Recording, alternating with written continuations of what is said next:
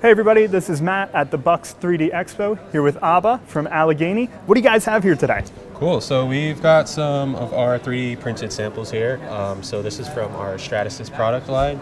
Essentially we've got two types of 3D printing going on. We've got our filament based, so that uses your traditional filament spool, which is basically a type of plastic that's melted down. Then over here we've got our resin-based system. Essentially it's kind of like an inkjet system. You'll have your resin cartridges at the bottom there. Essentially they're shot through heads at the top and then cured via UV laser to generate your parts. So traditionally speaking, most of the resin printing has been in a bed where you're printing up from a bottom, surface. That's, I guess, infrared, right? This change in technology, first of its class, right?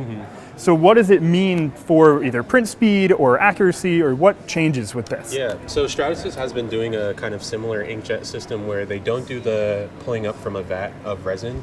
They'll just use sort of a print head.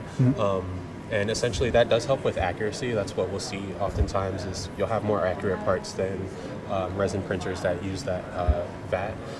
What's cool about the J55 unit here is that, like I said before, they used to just have a stationary build platform and a head that would move from side to side.